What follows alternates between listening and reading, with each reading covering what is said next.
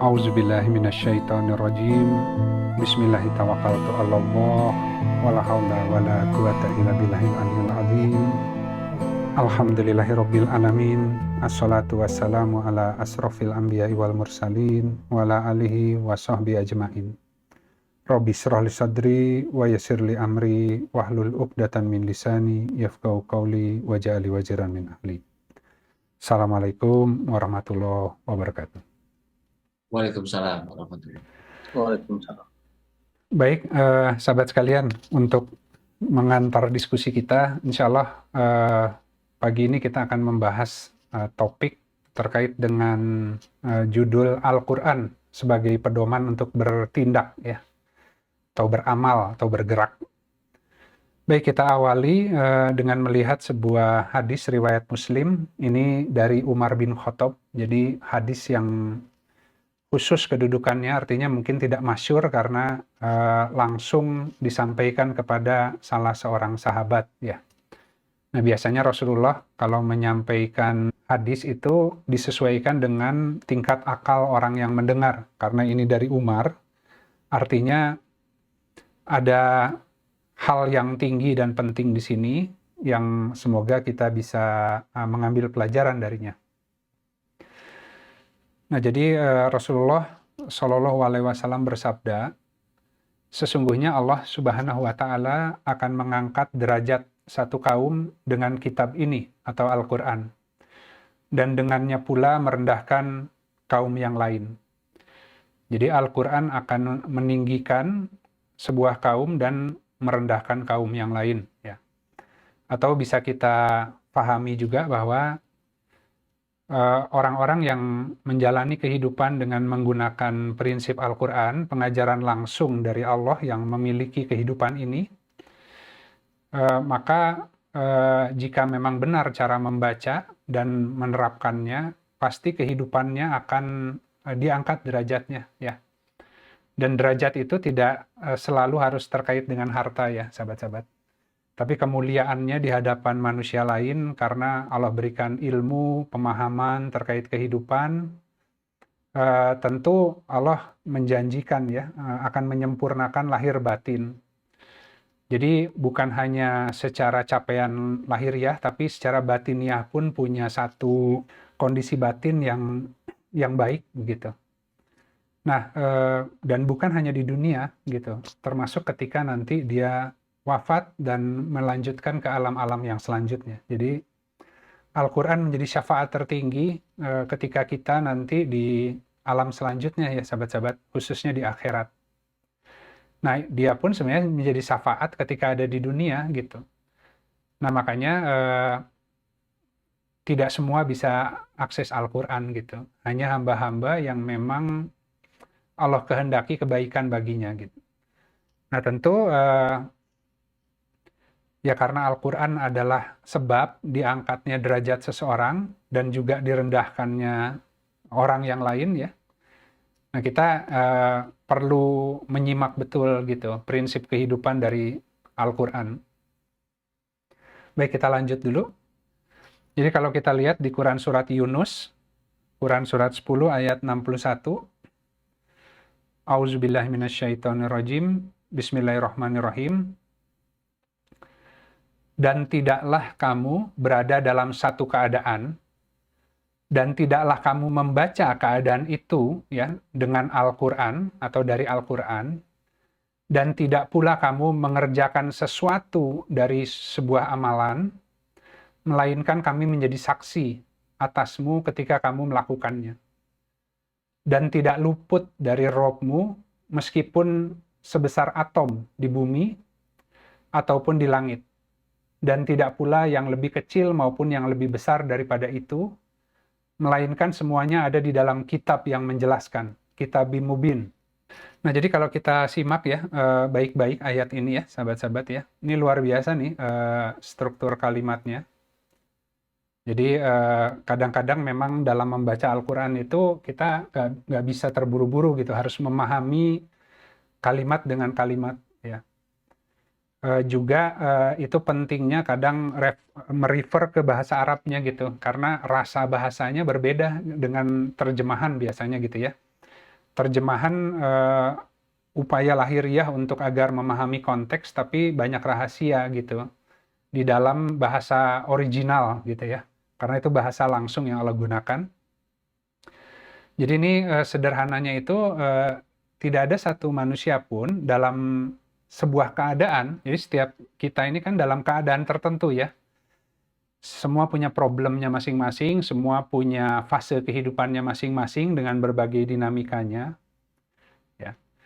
Dan tidaklah kamu membaca keadaan itu dengan Al-Quran. Jadi sebenarnya kalau di Al-Quran itu tidak ada yang luput ya. Semua keadaan yang akan dihadapi manusia di dunia itu ada semua di Al-Quran. Semua kesulitan, katakan tadi ya, keterhalangan atau keterpurukan, problem di area rumah tangga, problem kehidupan, problem terhadap hal-hal yang di luar kuasanya, rencana yang tidak berjalan sesuai dengan apa yang dia harapkan, itu semua sudah ada di Al-Quran, sahabat-sahabat.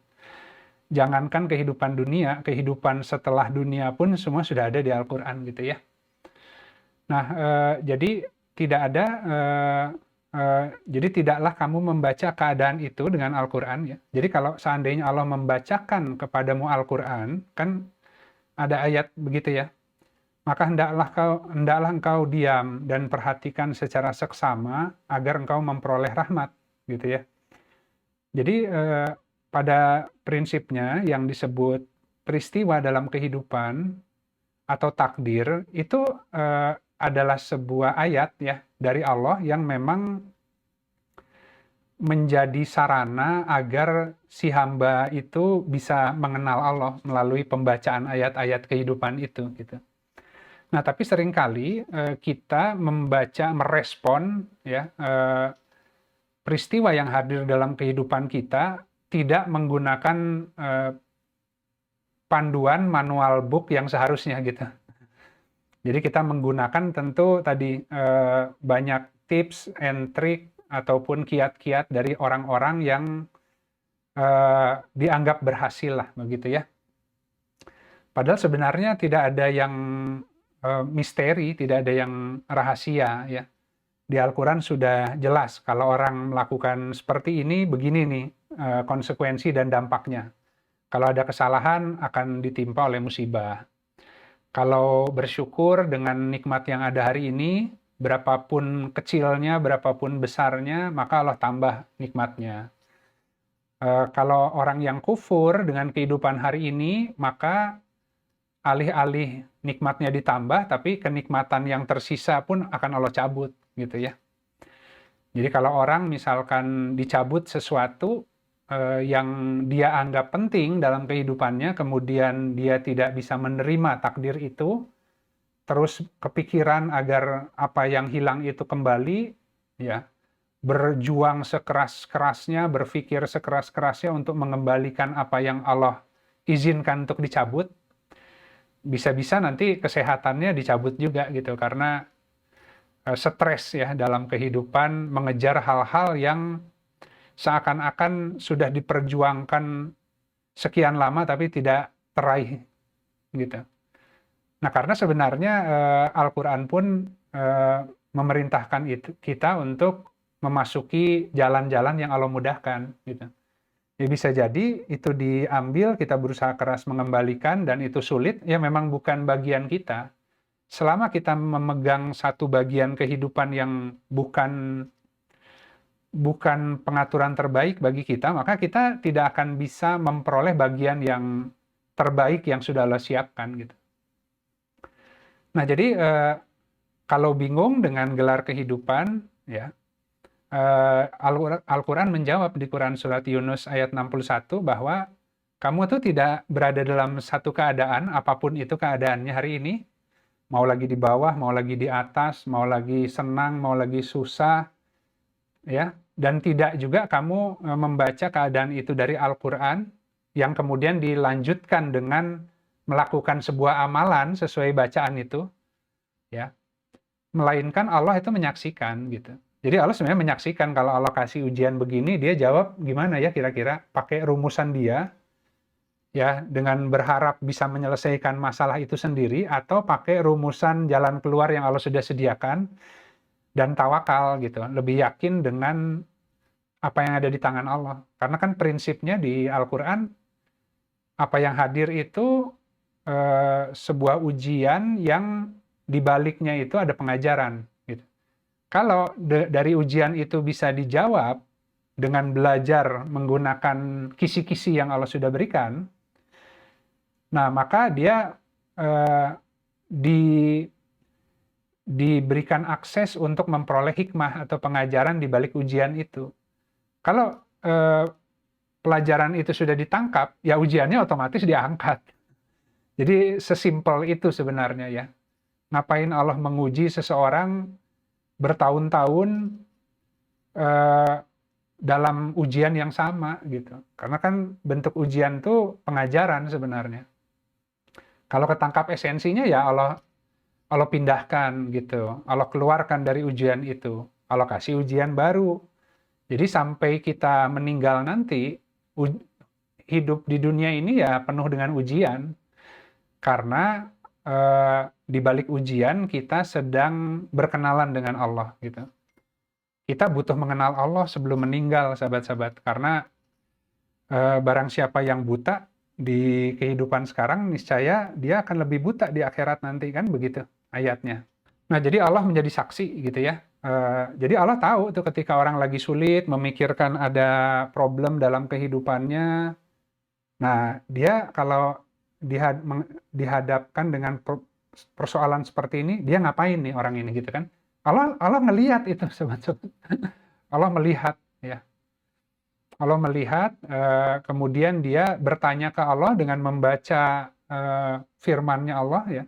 Itu kan sama dengan orang bertanya, tapi jawabannya sudah Allah kasih duluan sebenarnya. Ini ada manual book-nya, silakan gitu. Kalau tidak paham, nanti Allah jelaskan, dikasih pengertian di hatinya gitu ya, cara mengoperasionalkannya. Tapi jangan harap kalau tidak kita baca dulu yang lahiriah, kemudian dikasih petunjuk di hati gitu kan. Kita bergerak dengan apa yang sudah Allah kasih dulu. Ya. Kalau yang sudah ada, kita syukuri, Allah tambah nanti nikmat petunjuk juga gitu. Nah kemudian dia bergerak menggunakan kaidah itu, menggunakan SOP itu gitu ya. Ya otomatis dunia kan milik Allah. Semua makhluk, dunia, gelaran kehidupan itu milik Allah. Ya Allah akan belah lautnya, Allah akan angkat gunungnya, Allah akan tadi ya, pindahkan batu-batu yang menghalangi dia untuk bisa melanjutkan perjalanan, begitu ya. Rizki yang terhalang pun akan Allah buka semuanya, berkah dari langit dan bumi Allah akan kasih ya. Ya karena itu sudah ya janji Allah seperti itu gitu ya. Allah sudah ngatur mekanisme kehidupan seperti itu. Nah, jadi semua tidak ada yang terluput apapun yang dialami oleh kita semua gitu. Nah, di sini di kalimat akhirnya dijelaskan bahwa ya itu semuanya ada di dalam kitab yang menjelaskan, Kitabim Mubin ya. Kan Al-Qur'an itu sebagai bayan, sahabat-sahabat. Al-Qur'an itu fungsinya ada 3, sebagai hudan, sebagai petunjuk, kumpulan petunjuk di situ. Tapi harus ada bayan untuk mampu membaca petunjuk dengan benar. Ya, karena tadi kita membaca petunjuk dengan hawa nafsu, salah membaca kalimat. Bukan ke sana maksud Allah itu, tapi kita sudah menafsirkan duluan karena didorong oleh kedaruratan barangkali ya, sehingga kita panik. Nah, di sisi lain juga ada oknum, ada syaiton yang terus membisik-bisiki, meniup-niupkan dengan kekhawatiran, ketakutan. Makanya ayatnya juga begitu kan, sesungguhnya syaiton mempertakutimu dengan kefakiran agar engkau berbuat fahsya dan mungkar. Tapi Allah itu menyediakan rahmat dan fadilah ya. Karunia dan rahmat gitu ya, ampunan. Nah, jadi sudah ada kitab yang menjelaskan segala sesuatu sebenarnya. Jadi kehidupan ini kalau masih bingung artinya kurang membaca Al-Qur'an gitu. Kurang mohon kepada Allah untuk diajari terkait mengatasi semua persoalan di dalam kehidupan hari ini gitu. Kita terlalu terjebak oleh persoalan ya, terjebak oleh fenomena sehingga lupa bahwa fenomena ataupun gelaran itu ada yang ngatur gitu ya. Baik, kita lanjut. Kemudian kita lihat di Quran Surat Al-Baqarah, Quran Surat 2 ayat 120. Dan orang-orang Yahudi dan Nasrani tidak akan rela kepadamu, ya. Ya, ini ketika itu konteksnya disampaikan ke Rasulullah, tentu kepada kita ya umatnya hari ini. Dan orang-orang Yahudi dan Nasrani tidak akan rela kepadamu sebelum engkau mengikuti tata cara mereka. Katakanlah, sesungguhnya petunjuk Allah itulah petunjuk yang sebenarnya. Dan jika engkau mengikuti hawa nafsu mereka, setelah datang kepadamu pengetahuan atau ilmu ya yang dari sisi Allah, maka tidak akan ada lagi bagimu pelindung dan penolong dari sisi Allah. Ya, jadi bahkan katakanlah hari ini setiap manusia saja sudah Allah kasih 4 orang malaikat, ada yang mencatat, ada yang menjaga gitu ya. Depan belakang ada hafazoh yang menjaganya gitu. Nah, mereka itu petugas staf dari Allah yang atas perintah Allah akan menjaga sang hamba gitu kan. Ya, tapi tentu ada syarat gitu. Ketika sang hamba itu kemudian taat kepada Allah, maka mereka bertugas menjaga gitu. Tapi kalau kitanya pun jauh ataupun kufur, ya, maka mereka ada tapi mereka nggak menjaga gitu. Karena mereka tidak mungkin bisa menjaga kecuali atas izin dan komando perintah Allah gitulah kira-kira ya.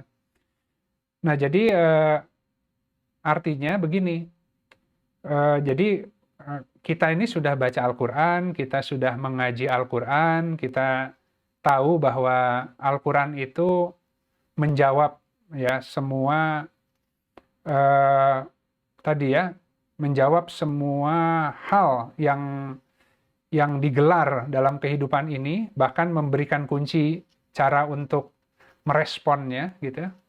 Nah, kalau kita sudah tahu itu, datang peristiwa dan kita bergerak tidak menggunakan panduan yang ilmunya datang dari sisi Allah, ya maka alam ini akan tidak kooperatif kepada sang hamba itu gitu. Semestanya akan menjauh gitu. Jadi si hamba itu memang dibuat kesusah payahan mengejar-ngejar dunia, sementara dunianya itu kabur-kaburan lah. Ya karena dunia milik Allah ya. Tapi ketika orang itu fokus dengan apa yang Allah kehendaki, maka dunia akan Allah datangkan ya dengan keadaan tertunduk. Makanya kalau di Al-Hikam, Ibnu Atha itu menyampaikan pesan bahwa hendaklah engkau mengistirahatkan dirimu dari ya mengatur ya atau mengejar apa-apa yang telah Ia jaminkan untukmu gitu. Tapi konsentrasikanlah dirimu untuk melaksanakan apa-apa yang Ia tuntut darimu gitu. Gitu. Karena kalau yang sudah Allah jamin itu pasti datang, nggak usah kita yang ngejar-ngejar. Tapi syaratnya kita kerjakan saja sesuai yang Allah perintahkan. Allah yang gaji, Allah yang memberikan upah. Ibadah itu semuanya ada upahnya. Upahnya dikasih kesabaran, dikasih keterbukaan, dikasih kelancaran, kelapangan, dikasih akal, dikasih ya semua ya. Di dunia pun berkahnya dibuka, dunia, langit, jalan-jalan, semua akan Allah buka gitu. Tapi syaratnya adalah tadi kita ke yang punya gitu. Karena ini semua itu tinggal Allah perintahkan untuk mendatangi hamba, maka semua rezekinya akan menghampiri tanpa susah payah. Selama dia mengerjakan apa-apa yang Allah kehendaki gitu ya. Dengan keadaannya masing-masing hari ini, atau dengan kata lain mencari amal soleh lah di situasi masing-masing. Nah, kita masuk melihat beberapa hadis. Jadi hadis riwayat Bukhari dan Muslim dari Aisyah ya radhiyallahu anha berkata bahwa Rasulullah Shallallahu alaihi wasallam bersabda, orang yang membaca Al-Qur'an dan ia mahir dalam membacanya, maka kelak ia akan bersama para malaikat yang mulia lagi taat kepada Allah. Ya, jelas ya bahwa ini kuncinya orang yang membaca Al-Qur'an dan ia mahir dalam membaca. Mahir itu kan butuh praktis ya, sahabat-sahabat. Mahir itu satu keterampilan yang tidak datang dengan sendirinya, tapi sesuatu yang harus diuji coba, dipraktekkan, dievaluasi, gitu ya. Nah, kadang-kadang orang baru mau menggunakan Al-Quran untuk menjadi panduan kehidupan setelah tools lain mentok, gitu ya. Nah, ketika kemudian dia membaca Al-Quran, itu pun tidak serta-merta dia mampu mempraktekannya dengan benar, gitu. Karena tercampur tadi, ya, membaca Al-Quran karena ada keinginan dari hawa nafsu yang ingin disalurkan dan mencari pembenaran, bisa begitu. Ya, jadi ada orang yang menggunakan Al-Quran sebagai dalil untuk membenarkan apa yang diinginkan oleh hawa nafsunya. Kalau dia dikasih kepandaian lidah untuk berbicara, dia bisa nyusun argumentasi gitu. Tapi kelurusan akal itu tidak bisa dibohongi gitu ya. Orang yang membaca Al-Quran sesuai dengan bacaan yang benar, itu ya butuh rahmat Allah di situ, sahabat-sahabat. Ya, karena hawa nafsu itu seringkali ya menipu ya. Tadi orang kemudian punya problem dengan pasangannya, maka dia akan cari dalil Al-Quran dan akan berdebat dengan pasangannya menggunakan dalil ya untuk memenangkan argumennya misalnya. Padahal dalilnya bukan buat dia, dalilnya buat pasangannya gitu, misalkan contoh. Ya, suami menggunakan dalilnya istri, mengatakan kamu kalau nggak nurut ke saya durhaka gitu. Ya itu urusannya istri, itu dalilnya dia. Tapi dalilnya laki-laki adalah sebaik-baiknya di antara kalian adalah yang paling lemah lembut. Ya, wanita itu diciptakan dari tulang rusuk yang bengkok. Jika ia dipaksakan lurus, maka dia patah. Jika ia dibiarkan, ia tetap bengkok. Maka nasihatilah wanita dengan cara lemah lembut. Ya, jadi ya pakai dalilnya sendiri, gitu kan? Ya artinya sang imam menggunakan dalil tentang imam gitu. Nah, cuman kalau hawa nafsu biasanya orang seneng aja tuh pakai dalil orang lain. Orang yang berhutang dengan yang memberi hutang sama. Ketika jatuh tempo nggak bisa bayar, yang memberi hutang biasanya kamu kalau nggak bayar hutang kamu itu nanti jiwa kamu akan terkatung-katung loh, gitu kan. Repot kamu nanti meninggalnya, susah dikuburnya karena ada hutang, katanya. Padahal itu dalilnya yang minjem. Ya, kalau yang memberi pinjam, dalilnya lain lagi. Ya, jika orang yang berhutang dalam keadaan sulit, maka hendaklah engkau memberikan tadi tempo, gitu kan ya. Dan jika engkau menyedekahkan, itu lebih baik bagimu. Ya, bisa diringankan, disedekahkan sebagian, diperbaiki lagi akadnya. Tapi itu bentuk tadi ya, supaya Allah ridho sebenarnya. Kan tadi, tidak kita ditimpa satu keadaan dan kemudian membaca keadaan itu dari perspektif Al-Quran, kemudian bergerak sesuai bacaan itu, kecuali Allah tuh nyaksiin gitu. Jadi ketika kita membebaskan hutang orang dan memang orang itu masuk kategori yang harus dibebaskan, tidak semua harus dibebaskan. Ya, ada orang yang kalau dibebaskan keenakan dan dia malah jadi melenceng, jadi terus mengandalkan manusia gitu ya, dan menggampangkan hutang. Jadi kita juga harus watawasau bil haq, watawasau bis sabr. Kita juga harus dengan ilmu. Bukan masalah membebaskan atau tidak, tapi mana yang menurut Allah harus dibebaskan, mana yang tidak. Kan nggak gampang tuh. Nah, maka dia harus pakai dalil itu, jangan pakai dalil yang berhutang gitu kan. Nah, itu maksudnya di antara contoh mahir membaca gitu. Ya, jangan kemudian sudah menganggap dirinya baca, tapi dalam mengoperasionalkannya selalu salah karena ada kepentingan-kepentingan hawa nafsunya yang ingin dia tunaikan dengan tadi mendompleng ayat gitu. Nah, kita lanjut. Kemudian hadis riwayat Tirmizi dari Ibnu Abbas radhiyallahu an, beliau mengatakan ada seseorang yang bertanya kepada Rasulullah Shallallahu Alaihi Wasallam, wahai Rasulullah, amalan apakah yang paling dicintai Allah? Beliau menjawab, al-hal wal murtahal. Orang ini bertanya lagi, apa itu al-hal wal murtahal? wahai Rasulullah, beliau menjawab, yaitu yang membaca Al-Quran dari awal hingga akhir, setiap kali dia selesai, ia mengulanginya lagi dari awal. Jadi jihad dengan Al-Quran itu rewardnya tinggi di hadapan Allah, sahabat-sahabat. Dan Al-Quran itu memang Allah memberikannya itu secara bertahap. Ya, karena ketika Allah hendak memberikan makna yang lebih dalam dari satu ayat saja, itu membutuhkan kondisi batinnya diperbaiki dulu oleh Allah. Ya.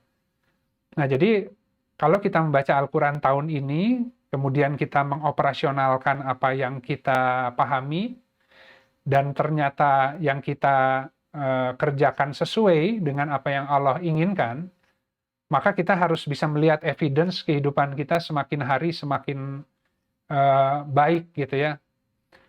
Nah, tahun depan kita baca lagi ayat yang sama, Allah kasih lagi pengajaran yang lebih dalam gitu. Karena ujiannya juga akan terus meningkat. Kalau baca Al-Qur'annya cuma satu kali, jangan-jangan dia menggunakan bacaan yang lapis awal ya, karena ujian semakin dalam, maka dia pun harus diajari tadi lapisan makna yang lebih dalam dari ayat yang sudah pernah dia baca gitu. Karena ilmu Allah itu sudah luas, dalam lagi gitu ya. Jadi kalau pepohonan dijadikan dan lautan dijadikan tinta ya untuk menuliskan kalam Allah, maka seluruhnya digunakan tuh masih kurang, bahkan diganti yang sebanyak itu pun masih kurang. Nah, kita lanjut. Jadi membaca Al-Quran tuh harus terus-menerus. Kalau orang merasa bosan membaca Al-Quran, artinya dia tidak ada bukaan, ya, tidak mukasyafah. Ya, membacanya lapis itu terus ya, tapi nggak pernah dipraktekkan. Sehingga ketika baca, ya seakan-akan udah baca, gitu kan ya. Padahal kalau dia baca, dia praktekkan, berhasil, dibuka lagi yang lebih dalam, dia bisa menemukan banyak khazanah rahasia. Karena Allah tuh akan berkata-kata kepada hamba melalui kalam. Dan juga ayat-ayat kehidupan bisa kita akan tahu ya, kemanapun kau menghadap, disitulah wajah Allah. Karena kalau datang wajah Allah dalam kehidupan ini, kita pun tidak mengenalinya karena kita tidak tadi diberikan akses untuk membaca ya atau memahami kalam Allah. Jadi kalau seandainya ada peristiwa yang hadir dalam kehidupan dunia, itu kalau orang yang diberi pemahaman seperti Allah berkata-kata kepada dia, ya, dan sangat bisa terdengar dengan jelas gitu. Melalui peristiwa sebenarnya Allah sedang menyampaikan sesuatu kepada dia dan menginginkan dia untuk bergerak ke satu titik yang lebih Allah ridhoi gitu. Nah, jadi kita bisa refleksi, mengkoreksi arah berjalan dalam kehidupan karena Allah terus ngasih petunjuk ya. Ya, melalui ayat-ayat kehidupan, ayat-ayat Al-Qur'an dan ayat-ayat yang ada di dalam diri kita. Jadi hatinya pun akan memahami itu, Mas. Nah, kemudian ada hadis lagi, riwayat Muslim, dari Abu Amamah radhiyallahu anhu, aku mendengar Rasulullah Shallallahu alaihi wasallam bersabda, bacalah Al-Quran karena sesungguhnya ia akan menjadi syafaat bagi para pembacanya di hari kiamat. Jadi cahaya orang yang membaca Al-Quran itu tadi tidak bisa menyentuhnya kecuali Al-Mutahharun. Orang membaca Al-Quran, maka Allah rahmati dia dengan cahaya Al-Quran yang sehingga itu mengaktifasi si cahaya yang ada di dalam hatinya begitu. Nah, semakin terang cahaya iman yang Allah berikan di hati seseorang, semakin dia bisa melihat jejak Allah dalam kehidupan ini gitu. Nah, kalau dia meninggal, cahaya senternya yang dia bawa, itu adalah cahaya yang dikumpulkan di dunia, sahabat-sahabat. Jadi nanti kalau masuk alam barzah, alam gelap, masuk alam akhirat, alam gelap, cahayanya itu cahaya yang berhasil dikumpulkan di dunia. Ya, kalau di dunia, makanya di Al-Qur'annya, barang siapa yang buta di dunia, niscaya di sana lebih buta. Karena di sana itu sudah tinggal menggunakan semua fasilitas yang mampu kita peroleh dari sisi Allah di dunia ini. Begitu. Nah, terakhir hadis riwayat Muslim dari Abu Hurairah radhiyallahu anhu, ia berkata, Rasulullah Shallallahu alaihi wasallam bersabda, tidaklah satu kaum berkumpul dalam satu rumah dari rumah-rumah Allah ya, untuk membaca Al-Quran dan mempelajarinya, kecuali akan diturunkan kepada mereka ketenangan dan mereka dilingkupi rahmat Allah. Para malaikat akan mengelilingi mereka dan Allah akan menyebut-nyebut mereka di hadapan makhluknya yang berada di dekatnya. Nah, jadi ya semoga ya majelis zikir dimanapun, karena fungsi masjid itu untuk zikir, untuk mengingat Allah ya. Dan sholat adalah sebaik-baik zikir. Dan tempat berzikir itu tidak dibatasi di masjid ya. Zikir sendirian artinya di hati manusia, di rumah Allah di muka bumi itu hatinya setiap mukmin. Nah, kalau hari ini kita pakai Zoom dengan teknologi, ya Allah juga ya sama aja, di sisi Allah tidak ada ruang dan waktu. Kalau kita pakai Zoom ya insya Allah semua majelis yang membahas kitabullah, yang membahas tentang Allah, yaitu diberikan ketenangan dan diberikan rahmat dari sisi Allah. Jadi makanya ketika kita dalam satu minggu, katakan satu hari saja ya, kita mengkaji di setiap Rabu, itu saja sudah membawa ketenangan sebenarnya sahabat-sahabat ya. Tapi sebenarnya kajian Rabu kurang, karena hati itu 3 hari tidak tersentuh hikmah, dia berkarat. Jadi di luar kajian Rabu, sahabat-sahabat juga yakin saya membaca Al-Quran.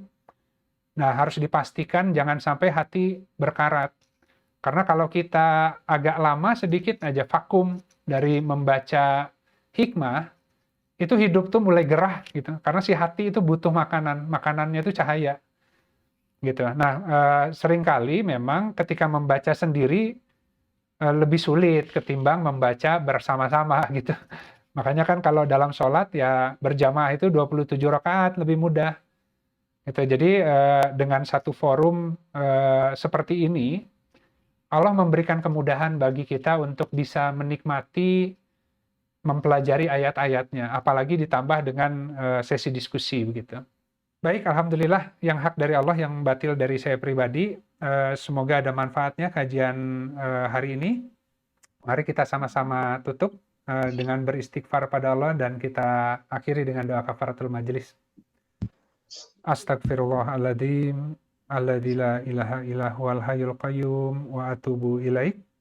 Subhanakallahumma rabbana wa bihamdika asyhadu an la ilaha illa anta astaghfiruka wa atubu ilaik.